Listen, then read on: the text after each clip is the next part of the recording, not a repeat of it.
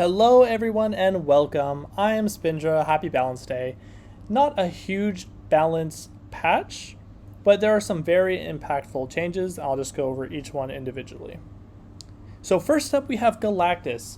RIP Galactus decks, going from a 6-7 to a 6-5. If you are a Galactus deck enjoyer, I am sorry. I think Galactus decks are gonna start being a thing of the past.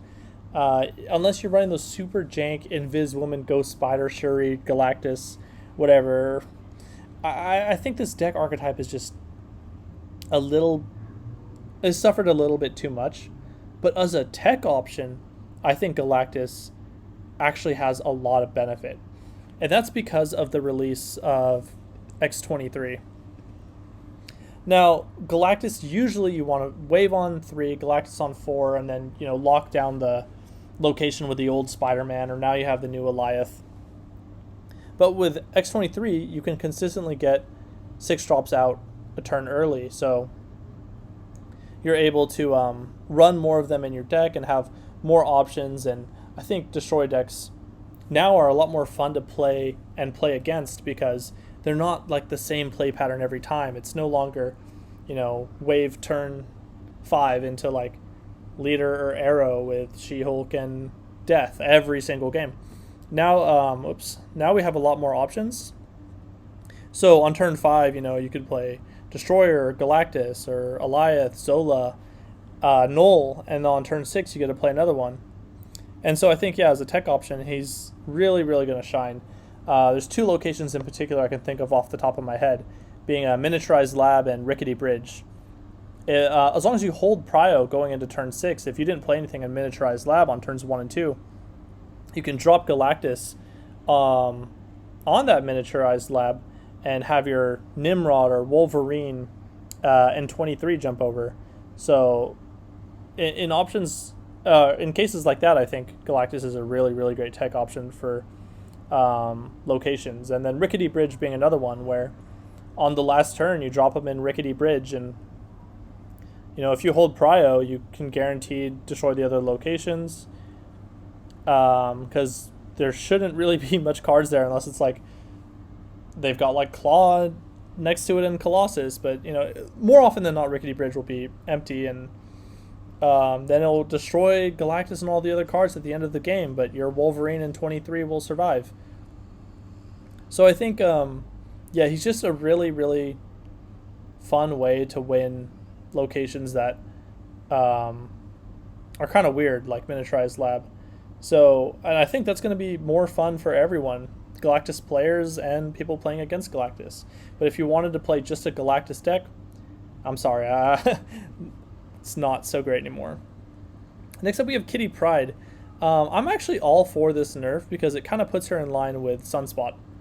Sunspot's the kind of card where he used to be insane, like Kitty Pryde, where he was like a 1-1, and he just smoothed out your curve, so you were never really punished for missing a drop. Now he's very specialized in, he goes with High Evolutionary, so you can double dip on skipping energy, or you play him to double dip with She-Hulk. And so he has that flexibility over Kitty Pryde of being able to round out more than 1 energy per turn.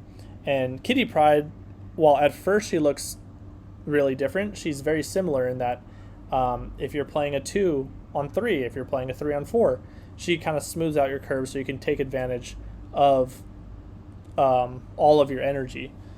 But where, Sunspot, you were just getting 1 power for 1 energy, Kitty Pryde started at 2, so if you were skipping 1 energy per turn, she was just better, on top of having synergy with cards like Angela or Bishop or even Silk Craven.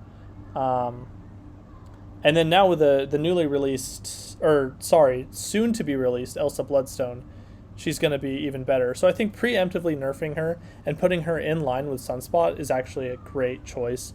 I really like this. It's just now she's not like a de facto best 1-drop. Now there's other cards that can kind of compete with her. So now, she's still going to be amazing with Angela, right? Better than Sunspot, because that's her niche. So where Sunspot is a great 1-drop, but you really want them with high Evo or She-Hulk, Kitty Pryde is going to be that for Elsa, Bloodstone, and Angela.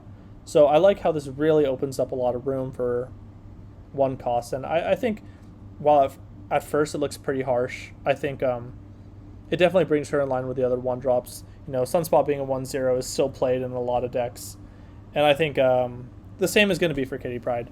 Yeah, she's still going to round out your curve for, yeah, Collector, Angela, Silk Craven, Elsa. Yeah, she's going to be just fine. I think it's a good change. And continuing on 1-drops, we have Snowguard. Where's Snowguard? So it's not actually Snowguard who changed. She's the default like 1/2. It's the Hawk and the Bear. You know, at first this looks like a nerf, and I guess it is a nerf, but it's not as bad in my opinion because, yeah, you don't get the flexibility of having, like, if you're playing on the last turn, for example, instead of having 4 available energy, now you have 3. So yeah, that's a nerf. But what people I don't think are focused on right away is, you know, that extra power for the Bear. You know, I really do think that this is great for him because Snowguard is most popular with Collector and Loki, and those decks really struggle with space. And if you're struggling with space, you're struggling getting those big cards down. So while the Hawk didn't get any extra power, the Bear did. So I think the Bear is going to be much more playable now.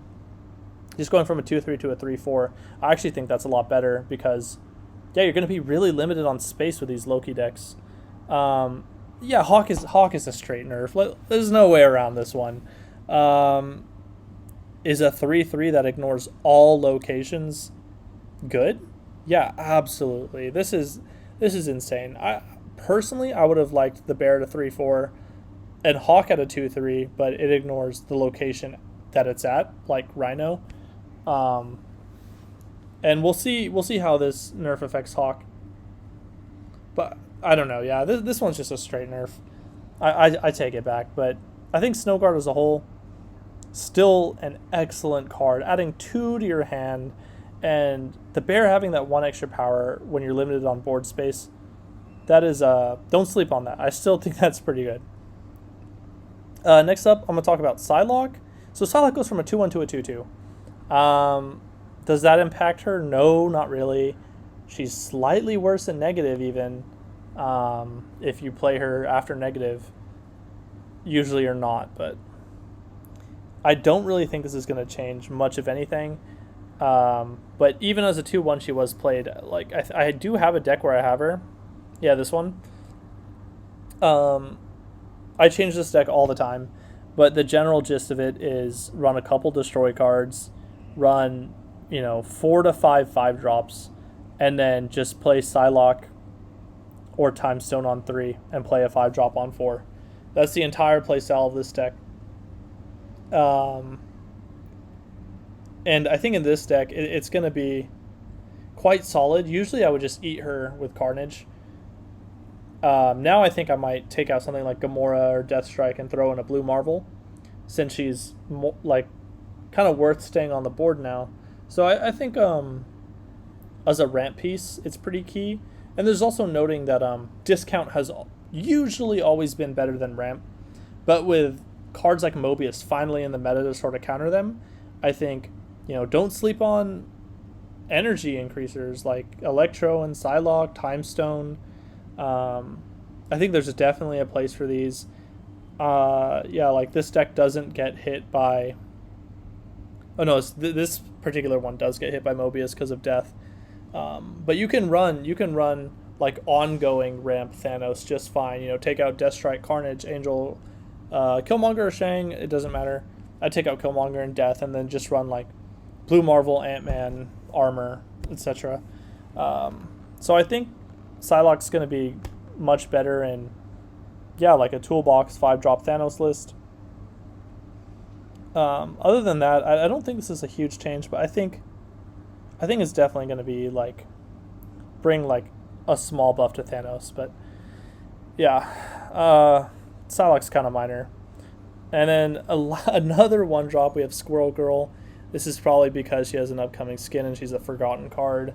I don't really think she's been played since once people start seeing Killmonger, once they're out of pull 1. And then she was in the OG Death Wave decks. Squirrel Girl's just... I don't know. Like, usually you just Killmonger after Squirrel Girl for a cheap death. Yeah, I mean, she's a 1/3 with a kazoo. I don't really think this is going to make her that much better. You know, maybe I'm wrong. I mean, I could see her being decent with, you know, Elsa, Dazzler, Blue Marvel, Khazar, maybe Onslaught. But I think there's just going to be better options. Like, I think Ant-Man's more reliable. And then I'd even run Debris over Squirrel Girl because it also messes with your opponent.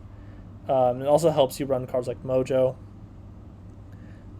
Yeah, overall, not a huge fan of this buff. I would have liked something a little bit different. Maybe keep her 1/1, make the squirrels both 1/2. I don't know.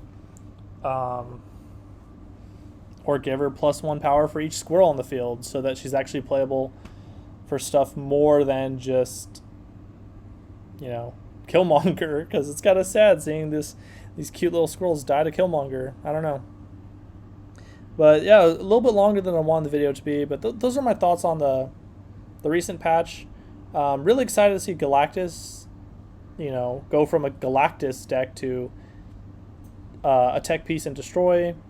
Really excited for, you know, toning back Snowguard, going from the worst card in the game to actually just giving you so much flexibility. It's really great seeing Kitty Pryde knock down a peg, just so that we can see some of our, you know, our favorite 1-drops played again. I think that'll be really great. Just help smooth out the meta a bit. Yeah, what were your most favorite changes from the patch? What are you hoping to be buffed or nerfed in the future? Strong Guy, you know, please buff Strong Guy. That's it. Cheers. See ya.